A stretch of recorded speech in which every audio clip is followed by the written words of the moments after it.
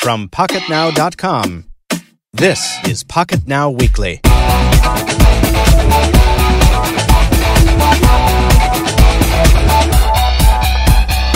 Hello, and welcome to episode 002 of Pocketnow Weekly, the once-a-week podcast from Pocketnow.com where we discuss news and opinion from the world of mobile technology, smartphones, tablets, phablets, and everything in between. I'm your host, Michael Fisher, contributing editor at Pocketnow, and I'm joined by our managing editor, Anton D. Nagy. And Nagy. I'm getting there. You got it right. It's getting close. Good morning, good afternoon, good evening, everybody. And our editor-in-chief, Brandon Miniman. Gentlemen, Brandon, how's it going? Good day. Hi, how you doing? Yeah, very, very, very well. I'm hot. I am ridiculously hot because the weather in Boston is, I think it's like 98 degrees right now Fahrenheit, which is about as hot as it gets for us. And the humidity is just ridiculous. I realized that on our last podcast, we did not really talk about where we're each broadcasting from. And I know my temperature extremes has nothing on Tony's. But once again, I'm broadcasting from Boston, and I'm not sure everybody knows that we broadcast from all corners of the globe. So, Tony, you're also pretty hot today. Where are you coming from? Well, I'm coming from Romania, Oradea, which is basically 8 kilometers or 5 miles from the Hungarian border. And I'm happy to announce that this week the weather is acceptable. Last week we had like 40, 41 Celsius, 108, 110 Fahrenheit, which was awful. But now it's in the normal 23, 25. Even some people are complaining that they're cold. So it's good for me. I'm glad you have some relief there. You've been complaining about the heat for weeks. It's been about time. Felt horrible for you. What about down there for you, Brandon? I'm out near Philadelphia, in a suburb of Philadelphia, and I've never had a cheesesteak from Pat's or Gino's. I've been there before. I'm trying out this new vegetarian thing for the last like 6 weeks. What? My wife does. Everyone says that. They think it's the craziest thing. Well, I'm not saying it's a bad thing. I'm just surprised. Wow. My wife, she decided that she wanted to be vegetarian for both health reasons and for animal, cruelty reasons, although I'm not going to start preaching. And I thought I'd give it a try, and I'm pleased with the results. I lost a few pounds. I'm surprised by sort of what the choices are when you go to a restaurant. There's actually a lot to eat on the menu, and vegetarian dishes are prepared usually, obviously, with vegetables and very fresh ingredients, and so it's been it's been good. I feel better after I eat a meal. It's a strange feeling, but I feel like kind of less bleh after. Like I don't want to roll over and take a nap after I eat. It's not because you're not eating as much, because you find it less palatable, right? It's not because you're not just stuffing your face with red meat. And because that's the amazing thing for me when I have a burger. It's like it's so amazing that I can't stop eating it. And then am I in the right podcast? I mean, are we sure? Really? Come on. Well, surely you have an opinion on this, Tony. Absolutely. I'm not even laying my eyes on anything which doesn't have meat. So this is my opinion. So we're okay. So we're covering all three corners of the triangle here. Diversity. Right. Yeah. All right. You make a good point. We should talk about technology at some point today, shouldn't we? At least the last 2 minutes. Okay. Well, Brandon, I will look forward to hearing more about that. We're going to check in with you weekly and see how that's coming along. Oh, nice. Yeah. Be prepared for that, please. If I pass out, just get some filet mignon, put it in a blender, and feed it to me through a straw, and I will be revived. I've written that down already. That sounds good. That's all right. We are the first thing I want to talk about is this big thing that is a first for me, and it's not a first for the site, but it's the first in a while for the site. I feel like we are giving away. We're in the midst of a giveaway contest for an AT&T branded Samsung Galaxy S3. This is huge and awesome, and I really like it. We are once the podcast goes up here, we should have a link to all the articles that we discuss. That's something we didn't have last time, so we're kind of optimizing going forward. So we'll have a link to the giveaway contest. It's cool. It's kind of elaborate. Do you guys want to talk about how you came up with the idea for this giveaway, like rather than just something really kind of annoying, like, well, we're giving away a phone and send us an email with nothing in it? Like I feel like those are kind of boring contests. Not to, dog our competitors or anything like that. I like creative contests, and I feel like this is kind of a cool one. We had some creative ideas, me and Brandon, but we decided that they're not feasible enough to put into practice. But to be completely honest with you, as you said, Michael, we had some giveaways in the past, and I personally gave away an LG Optimus 7 at the time it was launched. So we had a pretty rough idea of how we want to involve our readers, our audience, within the site, the reading of the content, and getting them interested not only in the contest but in the entire website itself. It's not been difficult, but it's not been easy either. I'm curious to see what Brandon thinks about this. Tony, do you remember our original idea? That's exactly what I said in the beginning. Yeah. Yeah, it's not safe for work or even for after work. So. Awesome. Yeah, so, I mean, maybe another site, another day, but another podcast. Do we have to schedule like a Pocketnow After Dark podcast? Do we have to get a different show going? I think we have to get rid of the clean tag on iTunes. I went to a lot of trouble to get that clean tag on there, Tony. You don't go ruining it for us. Okay, I'll try. Fun for all ages is what the podcast is. Yes. Well, I'm excited to be doing it. I mean, like I say, it is my first giveaway. I'm really pleased that I got to be the one doing the video on it, and it'll be really fun to see next Monday who the winner is. So, we'll see how that goes. In the interim, though, we've got some. This is not going to be an all Americentric podcast at all, but there are two very important American carrier stories that we just should blaze through here. The biggest and the smallest American carriers are each getting their own phablet, which is kind of crazy in two different respects. Verizon Wireless is getting the LG Optimus View, which I did not handle. Did you get that? Did you handle that in Barcelona, Tony? Yes, I did a hands-on with that, and I also did the hands-on with the Galaxy Note last year at IFA. So I had one-on-one with both devices at the time of their launch. You had a year of giant phone exposure. Yes. That Optimus View, I remember writing. That was one of the first pieces I wrote after I came on board. Was about phablets or something like that, and the Optimus View was brand new at the time, and I was like, I can't get past how square that thing is. I mean, it looks like a graham cracker or something, or I don't know what is that square. Well, go on, Brandon. Yeah, it's not pretty, and No. it's got sharp edges, it's got a thick bezel, and it's almost like what Samsung might have dreamed up for a phablet like 10 years ago. yeah. And then 10 years went by and they're like, oh, we can make this thin and elegant and kind of beautiful. But then LG was like, well, we're just going to make this kind of ugly thing that was a prototype that we stole from Samsung's labs 10 years ago.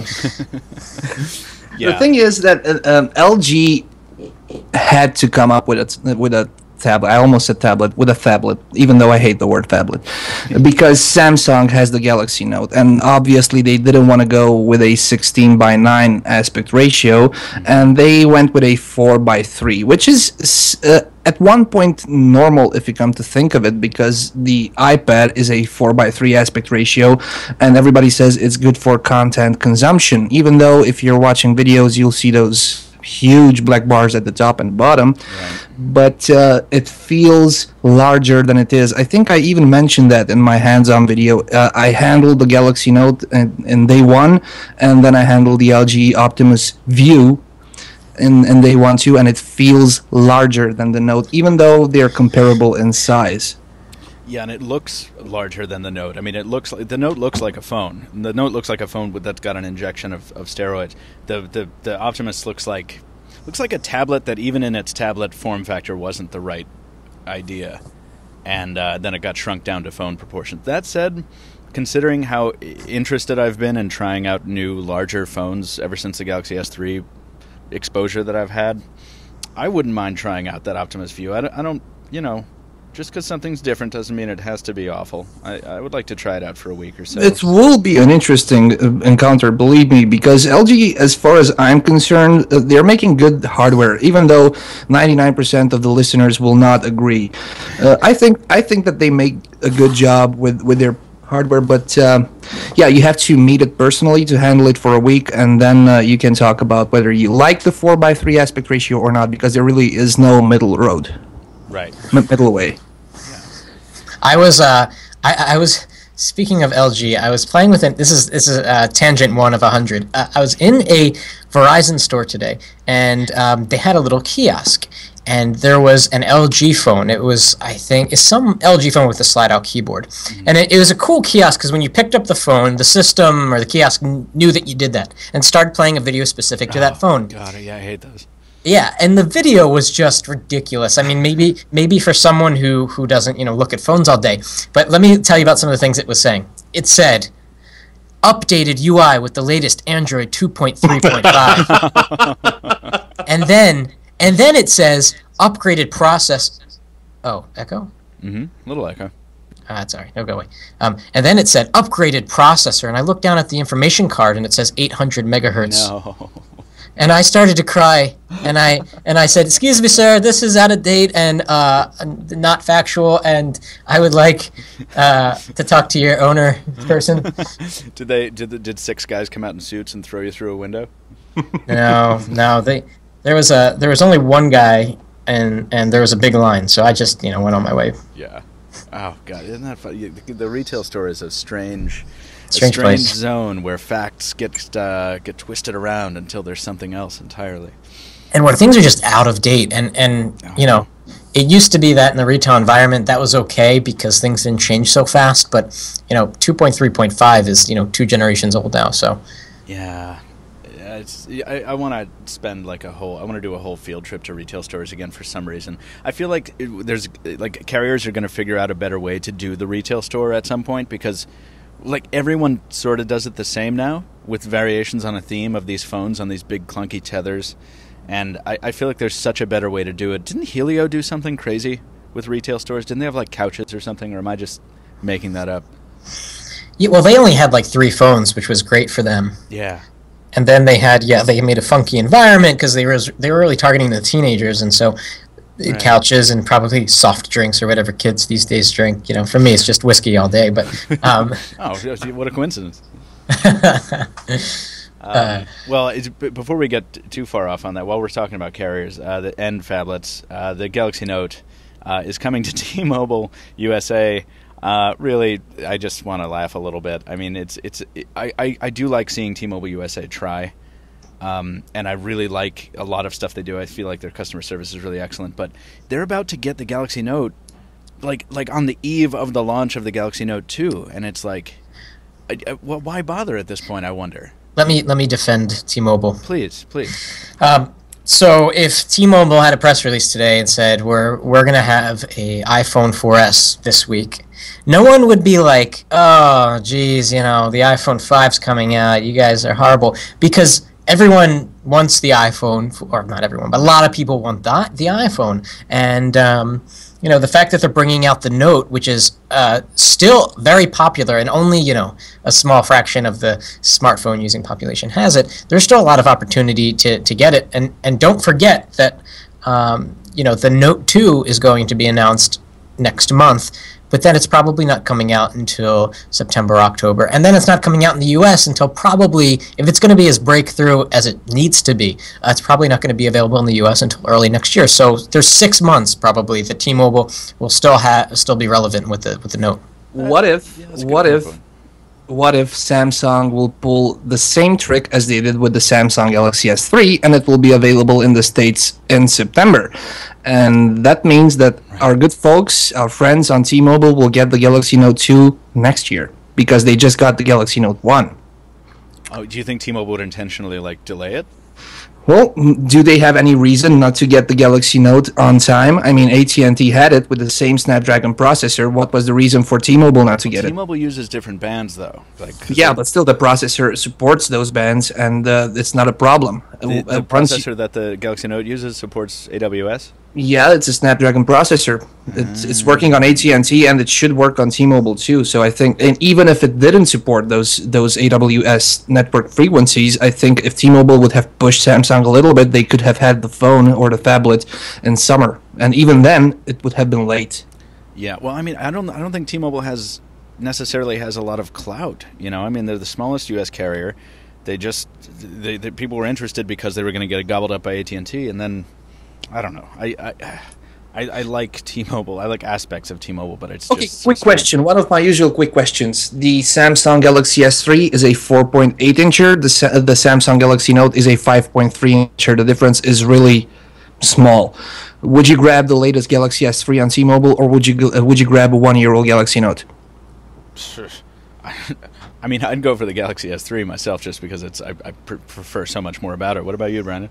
If I had larger hands, and we talked about this in the last podcast, how I can't use a phablet because my hands are too small, I would probably go with the Galaxy Note. The year-old Note, really? You know, it's got a fast processor. The screen is higher resolution than the screen on the Galaxy S3, and there are things you can do with the Note that you cannot do. I think the resolution is the same. No, it's slightly. S3 is 1280 by 720, and then the Note is 1280 by 800, so 80 more pixels. My bad. But most importantly, you can do things with the Note you can't do with the Galaxy S3. You can change the pixel density. This is a little enthusiast trick, so that everything appears smaller, but you can literally, because the screen is so big, you can fill the home screen up if you're running at the right DPI, forced DPI. You can fill it up with a ton of widgets. Oh, I bet. And they don't become microscopic. They're actually pretty big. So you can have your email widget, your calendar, and your favorite shortcuts all in one screen. I don't know who would want to do this, but in case you did, and not only that, but the Galaxy Note is a better mini theater to watch videos, even though the Galaxy S3 is very good. So there are some advantages. I've just been giving more and more thought to the Note and the Note family, and ever since I wrote the editorial about tablets, and we talked about this last week, and I would get one. I mean, I would get a Note 2. I would try out a Note 2 as my daily driver for a month. I don't know what the Note 2 is going to be, but I would never have considered that before handling the Galaxy S3 and, to a limited extent, the Galaxy Nexus, just because its display sizes are so ridiculous now. I'll make sure to photograph the look on your face once Samsung announces the Note 2 in Berlin. Please do. I look forward to seeing my reaction. Anyway, so moving on to a slightly bigger screen. This is not terribly huge news, but Brandon, your Nexus 7 is it's a hot ticket item there. Retailers are burning through stocks of them. I haven't got. My friend Chris just got his pre-order here in Boston delivered today, so he's enjoying the unboxing. Did you guys ever take a macroeconomics class? No. I finished law school. I went to school for acting, Brandon. All right, so no economics there. And Tony, you went to law school, so you've probably seen the line graph that says when price goes down, demand goes up. So of Keynes, if I recall well. Keynes, how do you spell his name? Well, this doesn't matter. But let's pretend that Apple priced. Let me start here. How could Apple sell? I don't know how many iPads they've sold already. It's a lot. How could they sell 100 million iPads? They could just bring out the new iPad. That's it. yeah, that's funny. Just bring out the new. No, if they keep going down in price, eventually they just sell almost an infinite amount, and that's what's happening with the Nexus 7. It's so affordable at $199 comparatively that it's. It's a hot ticket item, and it's affordable, but also it's coming from a major brand like Google, which is not like I mean, if it were like an Asus backed thing where it's like, hey, this runs Android, and by the way, we're Asus, like that wouldn't work. Yeah, because it's a Google Nexus brand. Here's an economy related question to you, Brandon. From what I've understood, Google is selling the Nexus 7 at a minimal, close to zero profit margin.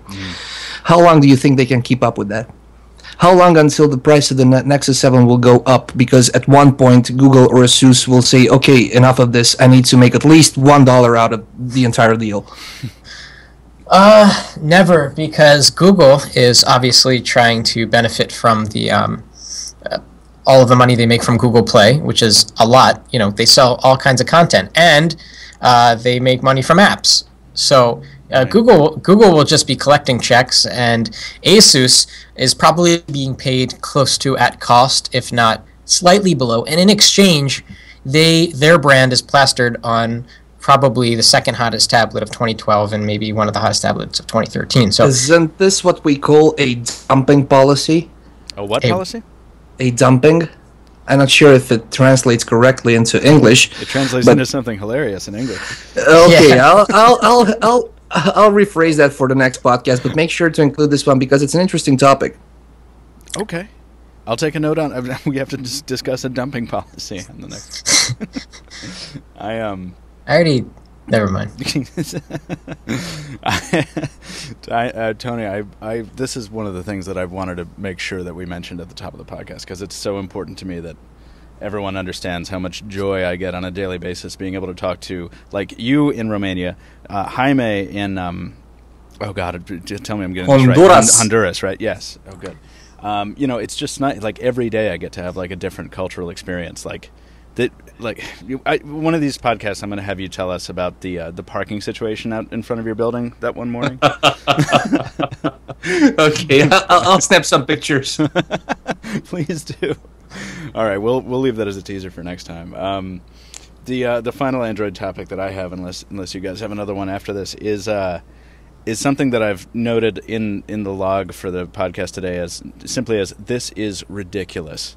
Android 4.1 Jelly Bean has been ported to the HTC HD2. That's nuts. This phone will never die. This phone will run every platform that's ever going to be released. I mean, do you guys own one of these? Like, are you doing this just for fun or what? I have one, and it's probably collecting dust somewhere, but it's in its original box, and I'm actually... Dude, that's going to be a collector's item. Yeah, I'm actually glad you brought this up, because now with the giveaway, I might think of giving it away. Who knows, maybe I'll do that. Might think of giving away the HD2? Yeah, which is as new, and it will come from me. Who knows, I'll think about it. You should sign it. I'll scratch the screen with my signature. That'll be perfect. Brandon, what about you? I have an HD2. I'm the only one with that one. Oh, well, okay. Mine's sort of bricked. I'll send it to you. Maybe you can unbrick it. The HD2 is interesting, and because as you said, it runs. I mean, I'm looking at the XDA sub forums, and it's got Windows Mobile 6.5, Windows Phone 7, and all versions, but 7.8 and 8. It's got Android, it's got Ubuntu, it's got Meego. And then the question's like, why the HD2? Why not?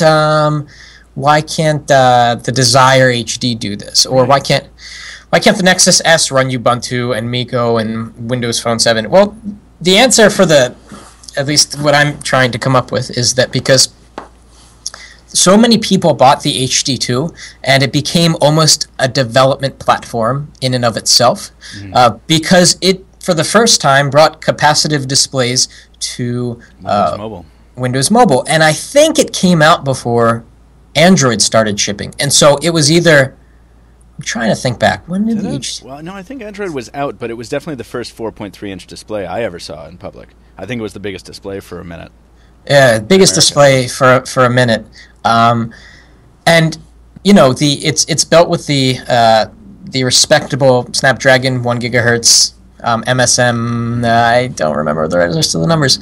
And so it's just such a good platform. So I think that if any other device was as prevalent as the HD2, I think it could enjoy the strange operating systems. I really want to see Meego on this thing, but it looks like it's stalled development for that. I want to see somebody run WebOS on the thing. I mean, I feel like we're all talking about running WebOS on the Galaxy Nexus once Open WebOS was announced, but I feel like the HD2 could handle it. It looks like T-Mobile's release date for that phone was March 24th of 2010, so that was a while back. Interesting. Yeah, but it's an amazing device. It really... HTC did the undoable, which was bring capacitive touch to Windows Mobile. And they did it before Windows Mobile 6.5.3 came along, before it officially supported. So they had to, from the ground up, create that experience. So that was very respectable. Yeah. Even though if you want to go back to the keyboard on the HTC HD2 now and type a short text message or a short email message, you'd be sweating. Really? Is a keyboard?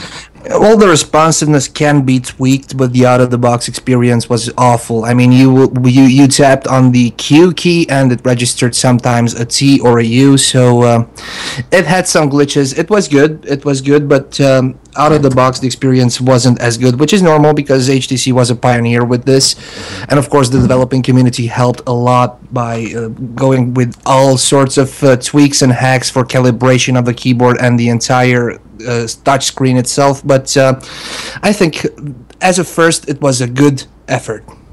Yeah. Not only that, but it was made of glass and metal and soft touch plastic. It had a thin bezel. It as we point out, had a large screen, and it was thin, like real thin. I mean, it was a spectacle, really. Yeah, I still remember the first time I laid my eyes on one. It was on a train, and I just couldn't believe the size of that display. You started dumping. I did. I started a dumping operation. Oh, that translates into totally something different here in Europe, but, or at least in my head.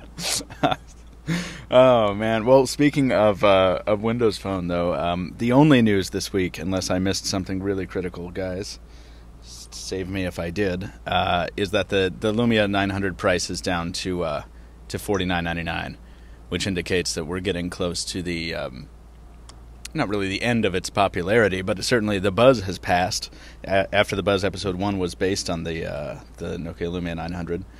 We do some speculation in the article there. What do you guys think this says about the state of, this combined with the story we did about a week ago about Nokia reducing its component orders, would seem to indicate that the 900 is kind of reaching the end of its... Well, actually, there's been a news post today, and according to that, the shrinking of the production for the Lumia 900 was due because of the fact that Nokia switched part of its production to a new factory in Argentina, if I recall well, and the first Lumia 900s, came out from that production line recently, today, yesterday, or something like that. So it doesn't have anything to do with the Lumia 900 dying. I still think it's one of the best phones, if not the best Windows phone at the moment in the States. Yeah, but I agree with that. I think that this is how to make it sound normal, just by talking, of course. It's a last push. Nokia and Microsoft are trying to push Windows Phone and the current products for the summer, because everybody knows that Windows Phone 7.8 and Windows Phone 8 will come out summer in Q3, Q4, and they might as well sell as much as they can right now to whomever buys them. But aren't the stakes super high now? I mean, we've been talking about Nokia being in this really big vat of hot water, and they were already not making almost any money, if I recall right, on the Lumia 900 at $99. Whereas, they're slashing the price in half. It's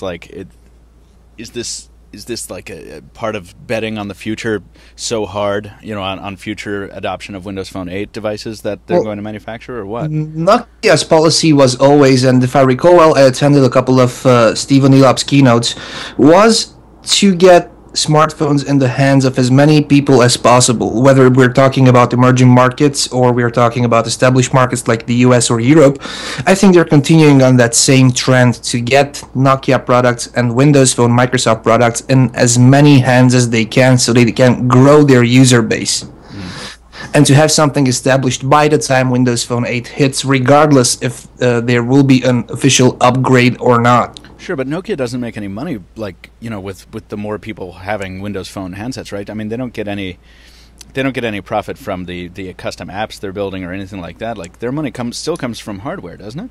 Yes, but opposed to Google, who's making money out of something else, Nokia has first to re-establish itself as a brand, at least on the US market, where it disappeared a long time ago. Oh, very true. So they have to regain that brand recognition which they had. They have to have Nokia, people talking about Nokia as a brand on the street, wherever you go, so they have to get it back into the user's attention. And is that happening? This is a question to both Brandon and you, Tony. I think Brandon is more entitled to answer that because he knows a lot about the U.S. market. About the U.S., yes. I was going to ask you about Romania, Tony, but I want to hear about the U.S. first.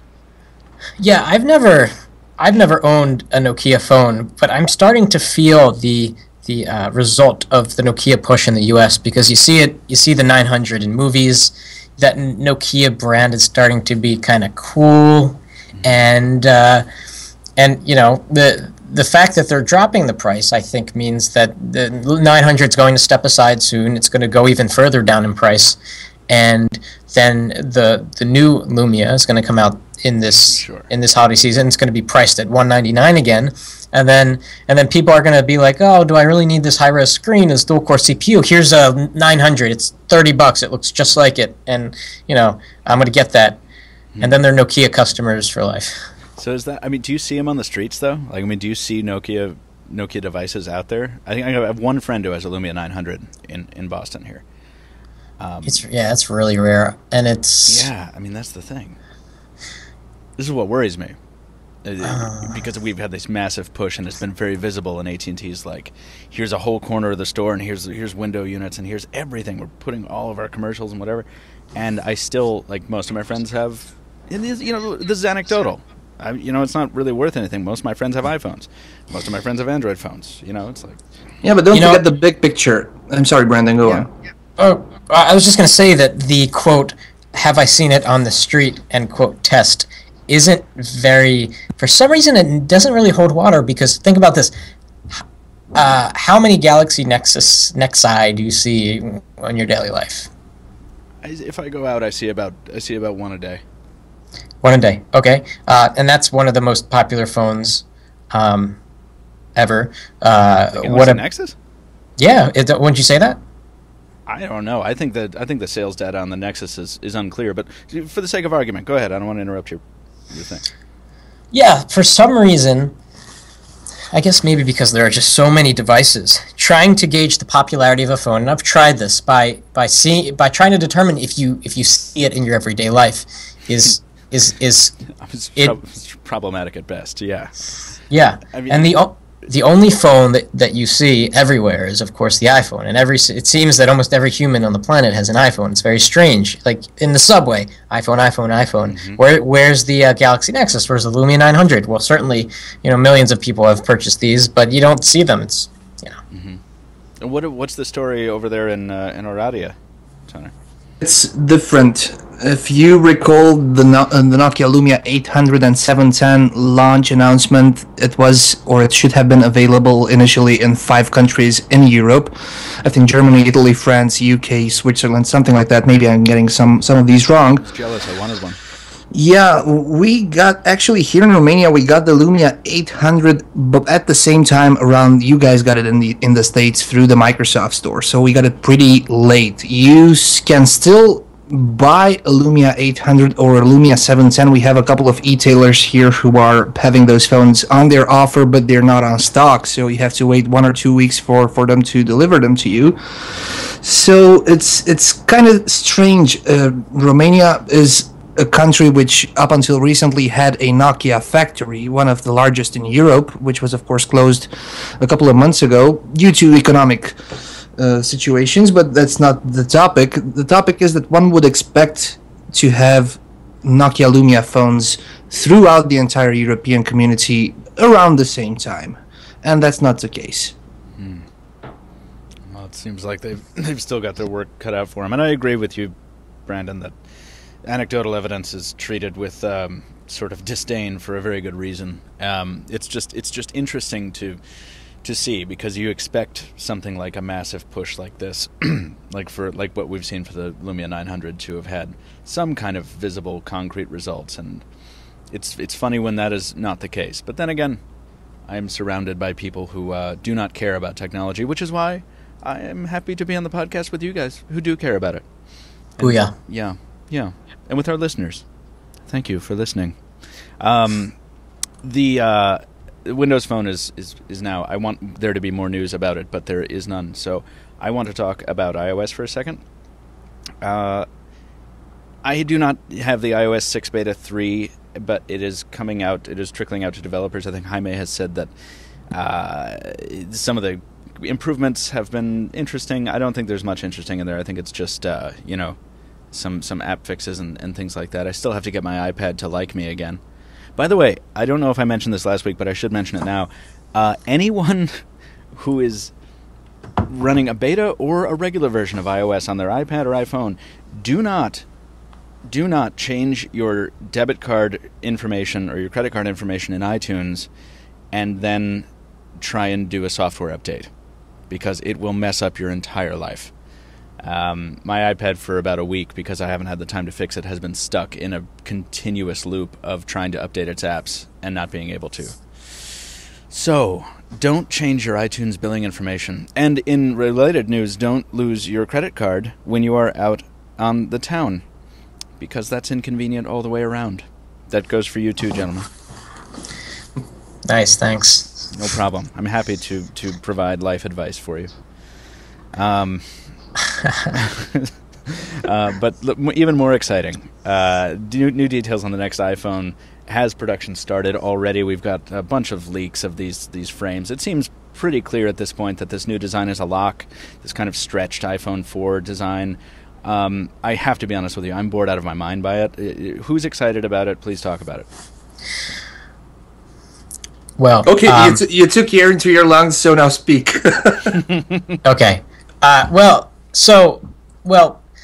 I'm sort of envisioning the new iPhone, and I think they're going to have some very interesting hardware breakthroughs, maybe with battery life because of the thinner screen, or could be a higher yet resolution screen, or could be a quad-core processor. And I'm thinking about this, and of course I'm going to get the new iPhone. It's kind of my job, and I even if it wasn't, I'd get the new iPhone because I love this stuff. But I'm thinking about iOS 6, and just right now I had to go to apple.com/iOS 6 to remember what the headline features of iOS 6 were. And except for Maps, the new Maps, and except for shared photo streams, using the new iPhone is going to be a lot like using the iPhone 4S with slightly different hardware. Hopefully it's dramatically different hardware. But, I'm more so fantasizing about getting CyanogenMod 10 or just straight Jelly Bean on my Galaxy S3 and using that for a while than I am excited about getting the new iPhone with iOS 6. It's just a kind of a sad realization there, and Tony, go. Yeah, this is maybe just me wishful thinking, but I have to contradict here for a second, Brandon, because imagine this. Apple will have a keynote with the iPhone 5 or whatever its name will be. Do you imagine Tim Cook on stage talking only 5 minutes about the iPhone? No. I think that there are many more, or at least I believe, or I'd like to believe that there are many more features to iOS 6 than what we've seen, and they are holding some of them back for the iPhone launch, because it's just normal to show off new hardware with some new, groundbreaking, amazing, something you've never seen before, and blah, blah, blah, Apple marketing talk features. Has this ever happened before? It should be just normal for them to do that, because presenting a new product takes 5 to 10 minutes. I mean, this is the phone, this is how thick it is, this is what it does, blah, blah, blah. It's got NFC, it's got LTE, it's got quad-core, full stop. You have to show something off. Right. Well, no, but it's also Apple, right? They're like, we've put a new gasket under the volume keys that makes it feel like you're squeezing a sponge in your sink, and it's amazing, and it's magical. That's something like they never did before. Yeah, but that's an interesting notion. It's been done in history where a company releases a new product, and with it, new software features that we didn't tell you about. Take that. But I don't think Apple's ever done that. I'm thinking back to the 4S keynote, back to the 4 keynote. Was there ever a surprise software announcement? The 4S came with Siri, and if you look at the MacBooks and the iPad, everything came with something software related. And if the WWDC told us everything about iOS 6, I think that then we'll have the iPhone and the iPad. Whether it will be the iPad 4 or the iPad mini, it's, as far as I'm concerned, impossible to have only the iPhone on the entire keynote. Yeah, I agree. I think they've definitely saved some stuff from iOS 6. I remember the feature cloud at the end of the iOS 6 presentation, and there were articles out there just picking apart even what was listed in that feature cloud of all the stuff they didn't get around to talking about.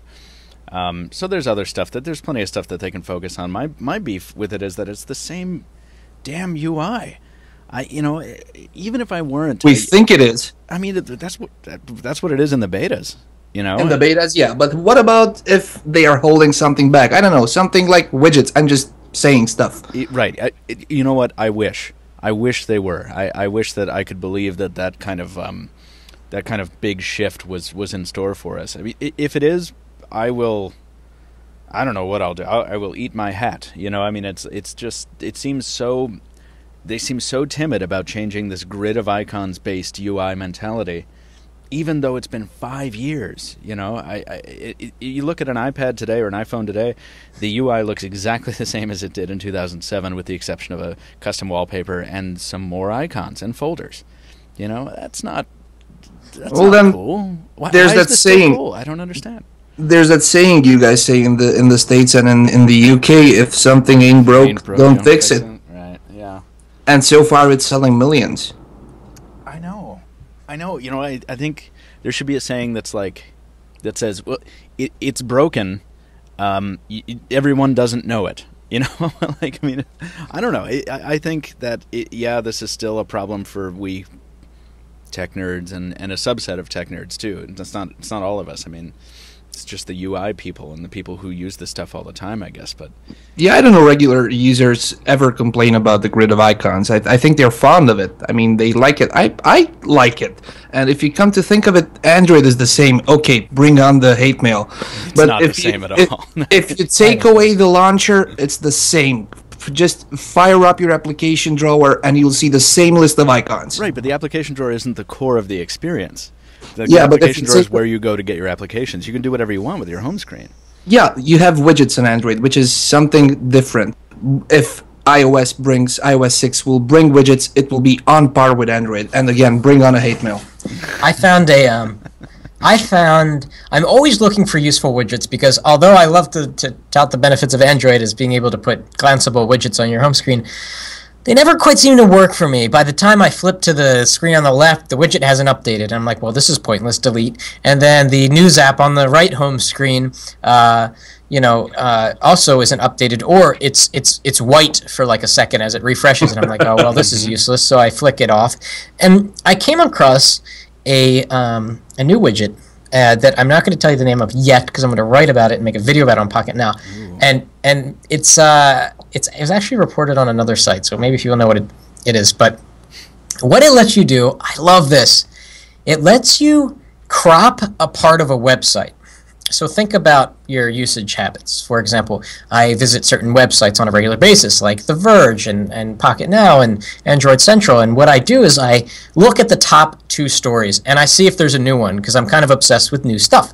And my typical workflow is that I've got a folder on my Android phone with all of my favorites. So I hit the favorite, I look at the website, I go back to the home screen, I hit the next favorite, and I do that. Right. This widget app lets you crop out the top part of the website, or the whole website. It'll put a thumbnail, which is resizable, either as a 1x1 or a 1x4 or 4x4 on your home screen, and it will update it. It'll go out and pull the website and refresh the thumbnail at intervals that you specify. So imagine this: there are 4 websites that you visit on a regular basis. You put 4 little thumbnails on one home screen to the right of your main home screen, and you know that it's been updated recently. It's glance and go. I think it's going to make the world a peaceful place finally. Well, it sounds a lot like the Flipboard widget, except with a lot more granular control over what you have displayed. I mean, that sounds very, very useful.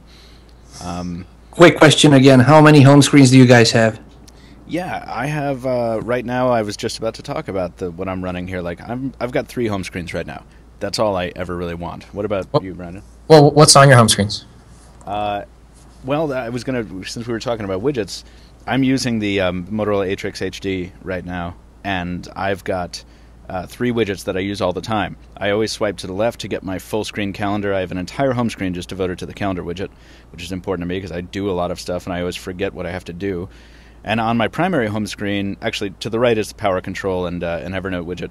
But in the center here, Motorola has really done something kind of interesting with their bubbles widget, because I've got 3 bubbles that I can kind of swipe vertically and flip over, and one of them displays the time, but if I flip it over, it's like, oh, this is the last text message I got. That's interesting. And then if I flip over the weather bubble, I've got weather for different cities. If I flip over the battery one, I got a settings shortcut and a data meter. So I love that kind of expandability. That's what I'm running right now, and Motorola's really got that right there. I want to use that on different phones because I'm addicted to it after a day. So I mean, so you're using some widgets that are kind of system based, so they're already updated by the time you flip over, right? Exactly. Yeah, they run very well because they're not those third-party widgets that often have those problems you described. Yes. Yeah, interesting. I go back and forth, and I still have yet to come across the perfect home screen configuration, and I'm messing with a bunch of different plugins that I've found. But usually I have one home screen with 4 or 5 folders along the bottom. Mm-hmm. And what I really like doing, quick tip, is in Android, you can have a direct dial shortcut. So it's one touch, it has a little picture of the person. It's really pretty. And so what I do is in the bottom left corner of my screen, I make a folder with all that's in there is a direct dials to my wife, my friend, and whatever else, and then the phone icon. So like it's so quick and easy for me to call someone that I want to reach. Mm-hmm. So my home screen tends to be very simple, very minimal. I like really nice wallpaper, so I kind of maximize the amount of space I get to see with the wallpaper. Oh, yeah, I think I stole my wallpaper idea from you. That beautiful vortex or beautiful nebula or whatever it's called. Yeah, I saw you running that on the Galaxy S30. Thank you for that. Thank you for the inspiration. Yeah, I would use those call widgets too because I was setting up the Atrix here last night, and I was like, oh yeah, it would be great to have those faces that I could tap on to call, but I never call anyone, so like I just always text, and so those widgets that would otherwise be very, very useful are like, oh well, that's as useless to me as like the Google Play widget that lets you tab through apps for some reason. The ultimate UI that I found is that Frog UX thing from Sharp, or what was it called? Frog. It's called Feel UX. Is this right? Is this right? Up. Let's see. I'm looking up Feel UX on Google, and I'm getting a really interesting series of results. Oh, geez. Backspace. Yeah. No, this isn't right. I'm looking. Yeah, there's a Vimeo video on it. The Sharp UX on an Android phone. It's got 3 columns, right? Oh yeah, it's beautiful. Yeah. And what's you know what I would love to be able to have one of my home screens be Windows Phone 7 like vertically scrollable, because that's a very, very natural thing to do, is to scroll up and down. And then the home screens on the right and the left are just static. But can I call you out for a second? I'm going to. I'm fascinated in this, and I'm not doing it to be cruel. I'm actually fascinated because we talked about the Android multitasking interface, and so many of the comments on the piece that I wrote about the Android multitasking interface being a ripoff of WebOS is that the vertical scrolling is not as useful as just a box of 6 recently used apps. But I agree with you. I think that vertical scrolling is a very intuitive thing when it's presented usefully, and I think Windows Phone does that. Yeah, it's about minimal finger travel. Windows Phone does it very well. Oh my gosh, guess what I found out? What? You're not going to believe this. All right, everyone sit down. Mind is blown already. The iPhone 5? No. Yes, I have the iPhone 5, and no. So I was using if I already told the story, you should really kill me. I was using a friend's Galaxy Note, and he had a Logitech keyboard, right? Oh. Bluetooth keyboard. And interestingly, if you press Alt-Tab, you get a task switcher. And, kind of like Windows or OS 10, right? You guys ever use Alt-Tab? Yeah, I used this as the jumping off point for that article I was talking about. Yes, totally. Oh, yes. The interesting thing is that the Alt-Tab task switcher is the legacy Gingerbread multitask UI. And that could only mean one thing, which is that the Gingerbread legacy multitask UI is in Ice Cream Sandwich and, as I found out later, in Jelly Bean. After doing some searching, I found that through a very complicated process, you can actually bring back the gingerbread task switcher and forget this ice cream sandwich vertically scrolling thing that fades in and out too much. You can actually bring it back. And like, I spent an hour trying to figure out how to do it. There's a thread on XDA, and I need to do a lot more research because you have to like extract this thing called the framework from your phone. You've got to edit it and sign it and put it back on your phone without destroying everything. But it's possible to bring back the legacy gingerbread UI. All along, it was in there. Okay, I'm gonna completely kill the geek excitement, and I'm gonna bring up the lame stuff. What I did recently is in the lame category. I actually connected my Bluetooth mouse to my HTC One X, and I used the HTC One X laying back in my chair here at the office, using it with the mouse, and after 5 minutes I said, okay, this is completely useless. Why would anyone introduce the ability to use an Android phone, any phone really, with a pointing device? Following the footsteps of RIM, with that scrollable mouse pointer in the browser, which at one point in 2006 was pretty cool. Yeah, that's cool, but going through widgets and home screens with your mouse, come on. And you have props to you for doing it, though. I mean, that is. I think you may win the Geek of the Day award. I mean, Brandon had it until you brought that up, because that I got to be honest with you, Brandon. When you told me on the phone a couple of days ago about that very same thing, I was like, man. That sounds to me like there's been this like abandoned car in front of your house for like 2 years, and you're just like, man, that thing was really ugly, and it finally gets towed away, and then you spend like a week and a half like trying to find it so you can bring it back and put it in front of your house. Like I hate the gingerbread task switcher. I know that it makes more sense. I know it's more efficient, but even though I think the ribbon is a ripoff, I still prefer it to that box of icons. Check this out. Okay. The cool thing about the gingerbread UI is that it's fast, it's simple, and you can see 8 apps on the screen at one time. I don't have my phone nearby, but I think an ice cream sandwich, ice cream sandwich jelly bean, it's only like 4, right? Yeah. So sometimes you get into this pattern of scrolling and trying to find your app. The ultimate, and I know this is possible because Android can do anything, would be to... First of all, if you're using like a Galaxy S3 where you have to tap and hold the home button to get the multitask UI, so annoying. Change that to a double tap, and then bring up the gingerbread task switcher, but bring it all the way to the bottom of the screen, dare I say, like the iPhone, so that it's really close to your thumb, and you're like double tap, boom, next tap, double tap, boom, next tap, and you are a monster multitasker. That is probably the best case scenario, and I know it's possible. As long as it's responsive, it has to be responsive and it has to be instant, and whatever. Yeah. We have to move on. I have a bit of a hard stop today, so we have. Is this the new iPhone? Possibly. We have iPhone hardware speculation left and right. We'll kind of have to see how that goes. I do want to cover before we leave iOS though this iPad Mini. Guys, is it inevitable? Tony, you can go first since you haven't talked in a minute. Like, is the iPad 7 going to happen? Is it inevitable? I touched upon this in our last episode. I think that the chances are very slim, and that's even because Apple is in the business with premium hardware. I'm not saying that it's impossible. Probably they will come out with a 7-inch tablet in order to capture a part of the market which is now dominated by Google, by Samsung, and by Amazon.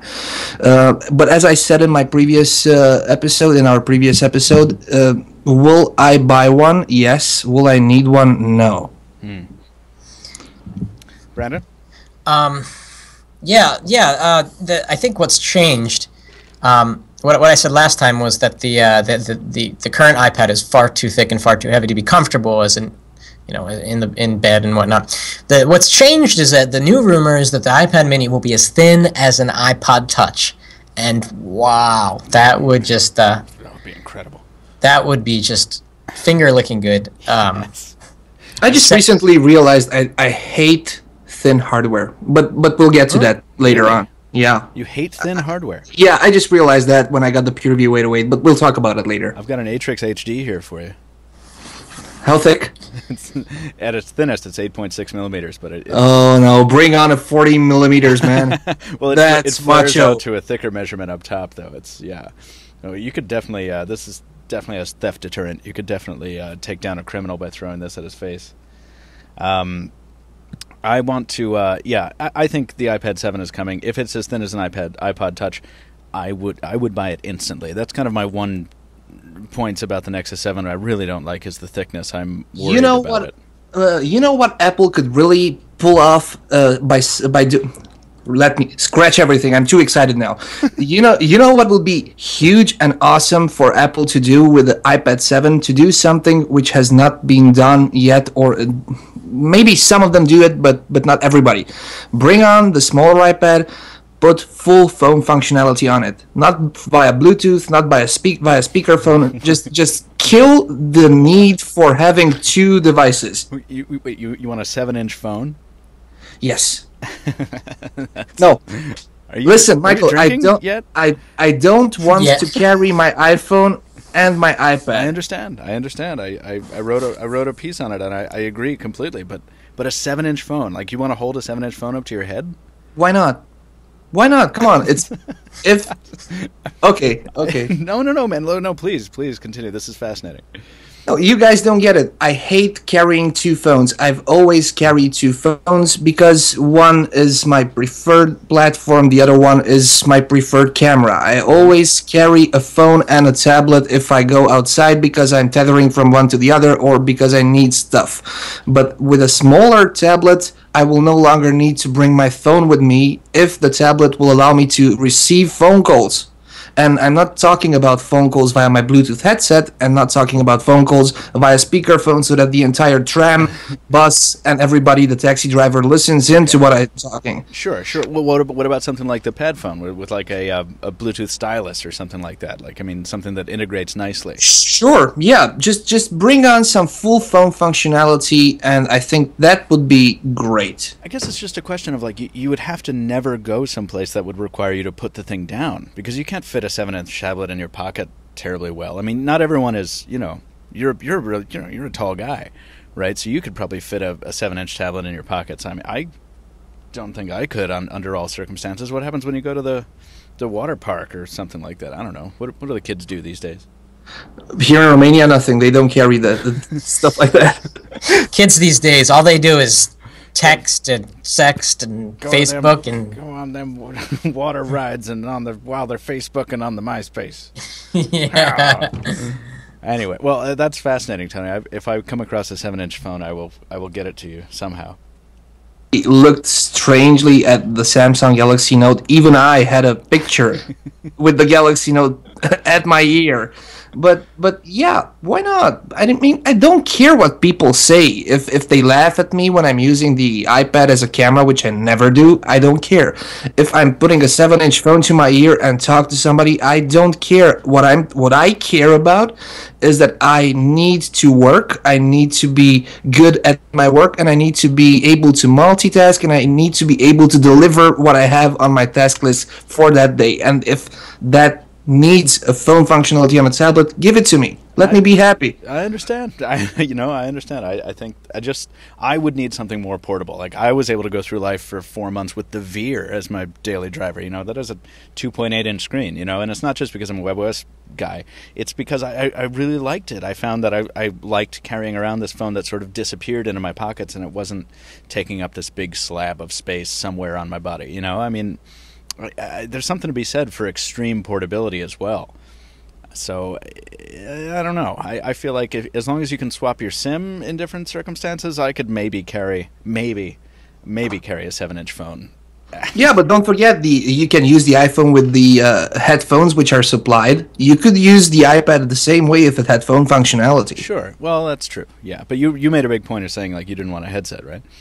But anyway. But I want phone functionality on a tablet so that I don't need. Yeah, I don't need another phone with me. Right. All right. Hey, the Galaxy Tab 7.7 actually has an earpiece at the top near the prox sensor, and it's capable with the right software of making phone calls. And I was looking at it the other day, and I'm like, should I try to do this? Should I try to use this? It's the Wi-Fi version, so I need to get the 3G version. But should I try to It's too much. It's too much of a. The answer is yes. No. We need to have a whole video of Brandon Miniman walking around Philadelphia, talking on the phone, talking on the Galaxy Tab 7.7. It fits in my pocket. I mean, it looks really, really weird. Like there's something wrong with me. But usually people think something's wrong with me. I guess so. I guess it wouldn't be any different. Okay, well, that'll have to be a weekend video or something. I would pay you to see that. I would love to see that. Anyway. Before we go, we're into the miscellaneous section. Will not take very long. I touched on this heavily in today's article about whether a new smartphone platform can ever survive in today's market. Meego is amazingly coming back. The guys who were behind Meego many of them have sort of split off from Nokia and have partnered. And under the brand name, I don't know how to pronounce this. Does anybody know how to pronounce this? Jola? I think it's Yola? Jola. If it's Finnish, then it's Yola. It's probably Yola, right? Yeah, because it's Finnish, right?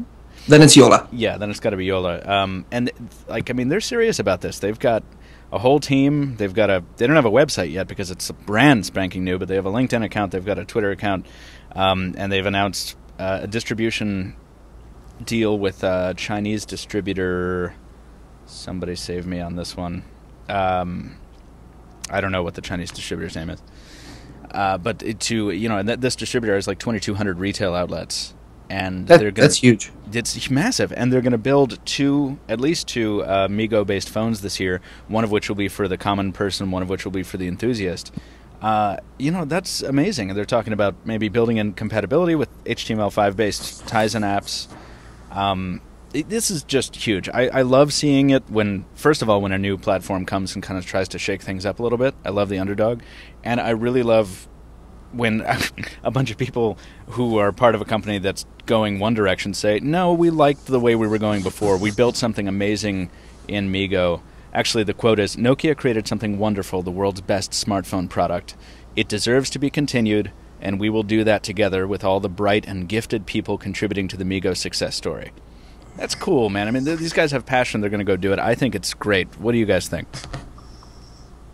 When I reviewed the Nokia N9, but sorry, Brandon, were you saying something? I was just going to say it's kind of cool, but I don't know much about Meego. I really don't have an opinion on the matter. Yeah, I use that phone, the Nokia N9, and of course, it's far from being the planet's best smartphone OS. It's a new OS, and it brings a fresh look.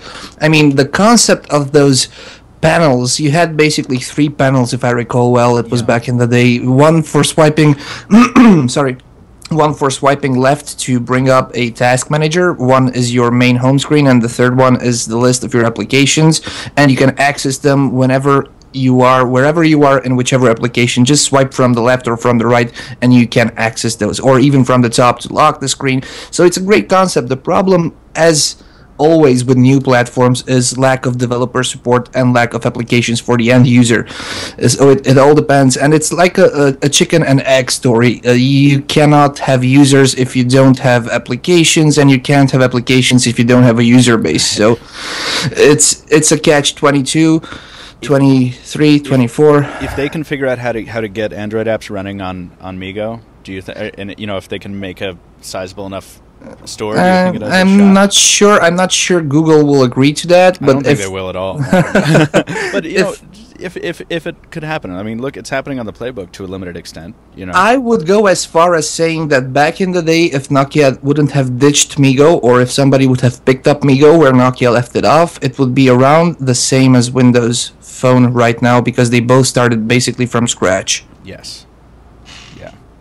I'm looking forward to seeing what exactly happens with this. This is obviously brand new news. There's not a lot to talk about yet, but I'm going to keep my eye on this, and I might snap up one of those phones that they release going forward. We'll have to see.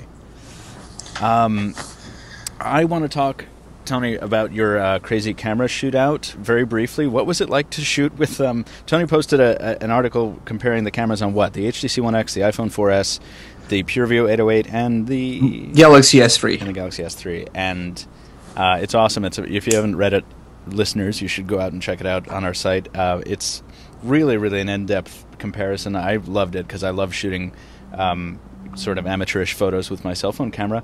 What was it like to shoot with 4 phones out in public? I mean, it was interesting, and I realized that there is a way of shooting with several phones at one time.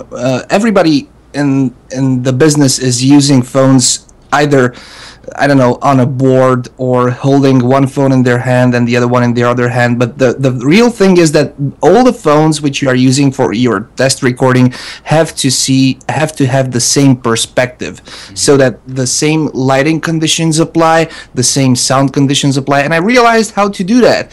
And it was tricky to do with 3. It was close to impossible to do it with 4, but I somehow managed to pull it off. You must have been a sight to see. Yes, indeed. And people looked strangely towards me, especially that I was talking to myself. Well, basically, I was recording, but they were like, "Look at that guy with 4 white phones." All phones were white. Oh yeah, they were all white, weren't they? Yeah, and I was talking, but it came out pretty good, despite all the comments. It would have been so cool if you managed to take a picture of yourself, like with a thoughtful look on your face as you're holding these phones together from like across the field, kind of. That would be so cool. You know what, Brandon? I started off with a 3-way comparison. I did a 4-way comparison. The next time I'm doing a 5-way comparison, and I'm gonna have somebody shoot a picture of me with the 5 phones in my hand. You better. If you do it in Berlin, I'll take the picture. Okie dokie. You're gonna be like Gillette with razor blades. You're just gonna keep adding more. The last point I want to make before our sort of wrap up here is that as a result of Tony's crazy camera shootout, we had some commenters who were kind of questioning the validity of the photos and saying, essentially that you guys cropped one of these to make another phone look better, and it was one of those kind of fanboyish arguments, and it was there were a couple comments thrown back and forth. The thing is, Tony, did you ever post your side by side comparison, the raw images like you said? No, I did not post the images because mainly I have the reputation, and Pocketnow has the reputation on the market to not defend itself against any accusation thrown whatsoever. But I will post, and I have posted the raw images from the Nokia 808 PureView. Okay. And I just wanna rant for a minute, if we have time, that whenever a company comes out with a product which is the best, the lightest, the smartest, the fastest, it's proven to be that, and it's proven to be that by different media outlets. And you say that, Anton says that, Pocketnow confirms that. And there comes a new breed of users on the internet. It's called the moron. And the moron throws his keyboard or her keyboard at you, and he says, "Oh my god, this is shit. How can you pull this one off?" You know what? I don't care about your comments, because you, as a person, do not exist unless you prove to me that you can do it better, faster, or you can do it without my mistakes. Until then, you just grow some balls, and maybe we have to take away the clean tag for this one. Grow some balls and accept it that your phone is a 6-month-old phone and that somebody can do it better. I'm always in favor of intelligent discussion with arguments, but as long as somebody says, "I don't care about that technology, I have never used it, I have never seen it," but no, I can't accept that, and it's end of my rant. Right. Well, and all this falls in the category of we all get really, really passionate about platforms we're using. The mobile world is a lot like sports teams. I mean, it's very, very, everybody gets all hot faced and sweaty and whatever. Yes, Michael, but we are talking facts, and facts can be proven, are palpable. Sure. You can see the difference. I mean, you don't have to. No, but that's the thing. No, not everybody can see the difference. That's the thing. Come on, man. You can see there was a huge difference between the HTC One X and the 808 Pure. Kind of like that specific example. I'm with you. I'm not really defending anyone as much as I'm making an observation that when everyone gets that excited about everything, we all get very emotional, and it's very annoying because then the facts kind of disappear, and then all of a sudden there's a shouting match. I'm not talking about your interaction. I'm talking about the people in general in the field, right? So it's like I know exactly what you mean. We've talked about it last week. about people getting really up in arms about stuff that you're not actually saying. It's funny. It's an interesting little sidebar. I completely agree, and I think that my point is just this: you engaged with the with the commenter, which I think is cool because not a lot of people will do that. Yeah, absolutely. I take responsibility right. for what I say and do, but whenever somebody comes and throws in accusations, which are harsh accusations, I mean, they're not only questioning my integrity as a reviewer, they are questioning the entire website's credibility, which is not acceptable in my book as far as common sense is concerned. Right. And, and you responded, and I think that happens kind of all the time. Across the entire site, we'll get commenters who will say great things, who will say horrible things, who will say middle-of-the-road things. And if we have the time, more often than not, we take the time to try and respond. That's been pushed from the top from both of you guys ever since I came on board. It's like, try to engage with the commenters and, try to be a member of the community. I think that's really cool. Sometimes it ends up in tiffs. Sometimes it ends up with jerks. And sometimes it ends up with, really useful interactions. I think the point I'm trying to make is that we are listening to the listeners out there. We are listening to your feedback. In the case of the contest, we put out the giveaway contest for the Galaxy S3, and we were like, well, we have some restrictions here where we want to make it US only, because that'll be simpler. We're not really sure if the phone can be unlocked. By the way, everyone stop telling me that all phones can be unlocked. We've had problems in the past with units coming from specific vendors that cannot be unlocked easily. So that's what we were trying to avoid. Anyway, we put the contest announcement up. We were like, US only, and everyone kind of exploded. And then we kind of talked about it. We spent an hour. We're like, well, can we do this? Can we make it international? Let's investigate. We decided that it was possible. We unlocked the phone, and now it's open to everyone. So I guess my point is, we're listening to your feedback. Thank you for continuing to provide it. And we'll keep engaging you as long as you're not, as long as people aren't jerks. And I think that goes for the internet as well as the real world. I mean, I don't interact with jerks very often in the real world either. Brandon, do you have a thought on that? I think it's nice if people can act as if, we're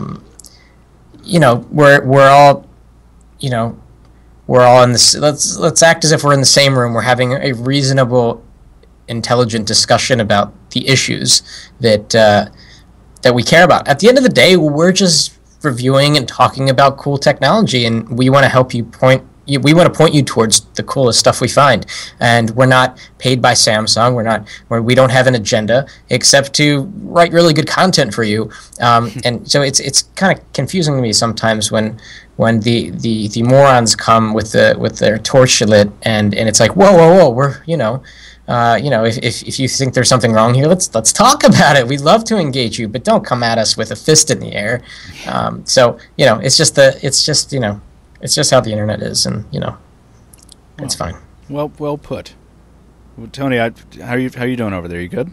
Hey, absolutely. I was just thinking that it's interesting how the anonymity of the internet, I mean, hiding behind a username, can make somebody believe that they can get away with stuff. I mean, we're all public figures as far as our faces, names, workplaces, email addresses, Facebooks, and Twitters are concerned. You know all the stuff that needs to be known about us. What can you tell me about a troll on YouTube? Nothing. It's just a username which today exists, tomorrow is not there, and they just keep on coming back once you probably ban them because they're using F words all day long. So what I'm saying is that the internet is a great thing, but it's also a hostile environment. That it is. And yeah, there's a lot of that is so true that there are a lot of books out on that very topic, and it's a fascinating psychological thing. And I just want to thank the person who once told me that I had the best sideburns in tech. That's I like. That's nice. That's really nice of you, person. It was on YouTube. I really appreciate that. Thank you very much. That is a good place to jump into the final topic of the day here, which we really do have to spend 2 minutes each on. Guys, we have some rumors coming down the pipe of several phones that are going to rock 1080p displays. That is not 720p, that is 1080p, that is full HD on a phone display of whatever it is in the 4 to 5 inch neighborhood. This is overkill, or this is not overkill. 2 minutes for each of you. Brandon, You may begin. Let's discuss. Wait, Tony has to go first. I went first last time. Oh, all right. Well, I'm cheating because I know where you're each coming from, so I thought I'd structure it that way. But okay, Tony. Okay, The gentleman from Romania has the floor. I think it is an overkill because we are having phones which are at the moment between 4.3 and 4.8 inches. We have phablets of 5.3 inches, and if the next phablet will go up to even 6 inches, I don't think there will go any further because that's tablet territory. At 6 inches, Full HD resolution yields for 380 ppi, which is huge. I mean, the difference between HD 720p and Full HD 1080p doesn't give you that much of a screen real estate as the difference between, I don't know, WVGA or QHD towards 720p. So you don't need that high of a resolution because content which you are seeing, even if it's full HD content from YouTube, you can't tell the difference if you're watching it on a 720p screen or a 1080p screen. Yeah, sure, bring on 1080p screens for tablets. That should be a standard, but as far as small diagonal phones are concerned, I think 720p should be the maximum resolution for anything below 6 inches. And I rest my case. Wow, less than a minute. This guy is good. Brandon. All right, I'm going to throw a curveball to both of you. I'm actually, I've been thinking about this a lot, and I actually agree with Tony. Here's why. Say that you don't agree. I was just going to say, what, like 2 hours ago, you were sitting on the other side of the fence. Go ahead. All right. Let me have my 2 minutes. So I was thinking back to how screen resolutions have improved from QVGA to VGA, WVGA to 720p, and I thought to myself that the jump from 720p to 1080p would enable something new to happen, and maybe some sort of new UI. And then I thought back to this evolution of screen resolutions. What has changed? Nothing. What's different now is that you can see more detail in a 720p video. What's changed is that icons are so clear that you cannot see pixels, and there's a point at which where more pixels are overkill. So I agree that 1080p is going to be overkill, except in two situations. One, whoever gets to market first is going to have a fun marketing message to provide. And number two, if the screen's large enough and you're watching a 1080p movie and you have good enough vision, you're going to see insane clarity that might be marginally better than what you saw on a 720p screen, but only if you have, I think, better than 2020 eyesight, like 2015, 2013, which is actually very possible. That's what I think. Nice. Very good. Very, very balanced shot there. Also well under 2 minutes. You guys are really good at only saying what you mean. You know, for my part, I'm not going to take 2 minutes. I'll just say I think it's overkill. But I can live at 800 by 480. I'm the worst person to ask this question to. I would never ask me about resolution stuff because unless I can see pixels with my naked eye, I am just plenty happy. So that just for one short second, I'm using the Nokia 808 PureView as my daily driver because I have to review the phone, and it has an HD resolution, which is Nokia's 360 by 640 or something. I don't think it. I think it's that from the top of my head. Yeah, it's the standard for Symbian, and you know what? It looks good. It's a 4-inch screen. It looks good. I can see pixels, of course, but I don't care about pixels because I'm not holding the phone up to my nose. I'm holding it at 15, 20 centimeters, and at that distance is good. I understand. I understand exactly what you mean. I know Brandon does not agree. We're all different. It's lovely. I don't agree. I must have had a lot of beta carotene when I was younger, but my eyesight is, fortunately, knock on wood, very, very good. And so I can, from a normal viewing distance on a WVGA screen, I can see pixels. And you know, I keeps you up at night. It really does. It's, you know, blah. I don't know. This is now you understand the late Steve Jobs when he called up the Google executive saying that the yellow on the Google icon was not yellow enough for Apple to use. Did that really happen? Yeah, I think it's an anecdote which really happened. Oh wow! Well, you have to look that up for. It wasn't the biography which I read. It was in the. Oh, all right. We'll talk about it next time. We've got a jet. guys, thank you for that. That was awesome. Tell, why don't we start with Brandon? Tell the internet where the internet can reach you when it wants to. I am at on Twitter at Branded Miniman, or Miniman, as some. It's actually pronounced Miniman, but I say Miniman because it just sounds like cinnamon, and that's great. I have no comment on the matter. That's wonderful. And Tony? I'm not gonna say my word because you won't be able to spell it, so I'm gonna spell it for you. It's A-N-T. Stop that. It's ANTONDNAGY, and I'm saying Nagy because it sounds like Nagy, and in Hungarian it means great. That's great. Just in case you care. And I can be found on Twitter as well at Captain2Phones. It's Captain the number 2 phones. But you can also contact us at the official Pocketnow Twitter account, listeners. That is at Pocketnow Tweets, all one word, obviously. And you can also email us if you have a specific topic you want discussed, or if you have a question for us, or you want something for us to read on the air. You can email us at podcast@pocketnow.com. And we're also working on getting the podcast on Zune, so by next week we should have it there. Thank you for the Zune plug. I forgot to mention that we should be good on iTunes now, and we should also be direct download available at every single post we make from the podcast tweet. Yeah, and Android users can use Google Listen to listen to the podcast if they subscribe to the podcast RSS. Sweet. Boom. Anything else? All right, gentlemen. Thank you again, listeners. Thank you for listening. We'll see you next time. Bye.